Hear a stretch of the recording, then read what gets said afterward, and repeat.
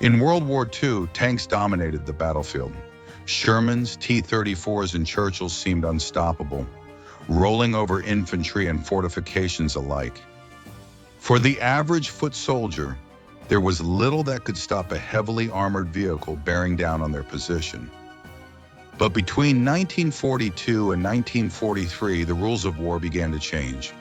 A new class of weapon emerged: light, portable, and deadly. The American bazooka would give infantry something they had never truly had before: the power to fight back.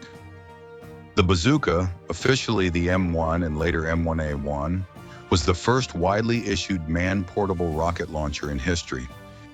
It fired a 2.36-inch shaped-charge rocket capable of penetrating up to 4 inches of armor, enough to destroy most early and mid-war German tanks when used correctly. It was simple in concept, but revolutionary in practice. A two-man team operated the weapon: a gunner and a loader. The gunner aimed and fired, while the loader prepared rockets and inserted them into the tube. With training, a new round could be loaded in about 10 seconds, allowing for quick follow-up shots in the chaos of combat. Each team typically carried 4 to 6 rockets, each weighing around 8 to 10 pounds. The launcher itself weighed just 13 to 15 pounds, making it light enough to be carried across rough terrain, through forests, cities, and even into foxholes. The bazooka was first issued to U.S. Army infantry units, but it quickly spread to other branches. U.S. Marines carried it across the Pacific, using it not just against tanks, but against bunkers, caves, and fortified positions. Paratroopers also relied on it, valuing its portability during airborne operations where heavier anti-tank guns were impossible to deploy. On the battlefield, the bazooka changed how tanks operated. No longer could armored vehicles move freely without infantry support. Tank crews had to be cautious, watching hedgerows, forests, and urban ruins. Anywhere a hidden soldier could be waiting with a rocket launcher. However, the bazooka was not without its flaws. Early models struggled in wet or cold conditions, where the electrical firing system could fail.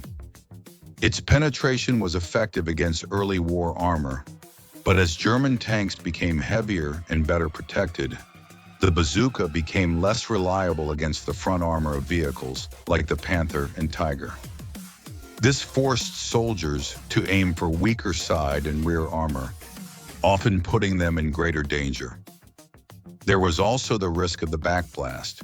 Firing the bazooka produced a dangerous jet of exhaust from the rear of the tube, meaning the weapon could not be safely used in confined spaces without risking injury to the crew or nearby soldiers.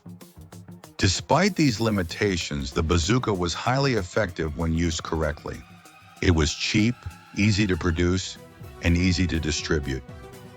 Over 475,000 units were built during the war, each costing roughly $70 to $100, a fraction of the cost of the tanks they were designed to destroy. Its impact went beyond just numbers. The bazooka fundamentally shifted battlefield tactics. Infantry units were no longer helpless against armor. Small teams could ambush tanks, defend positions, and support advances in ways that had never been possible before. The weapon also sparked a global response. Germany developed its own versions, including the Panzerschreck and the simpler Panzerfaust, while other nations began exploring similar technologies. The concept of the infantry anti-tank rocket had arrived, and it was here to stay. By the end of the war, the bazooka had proven that power on the battlefield was no longer limited to large machines or heavy artillery. A single soldier, properly equipped and positioned, could destroy a tank and alter the outcome of a fight. The bazooka didn't just pierce armor, it changed warfare.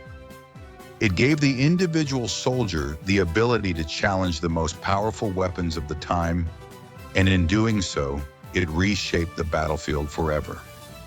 And in doing so, it inspired new generations of weapons and new ways to fight that still define war today. Like, share, and subscribe for more history.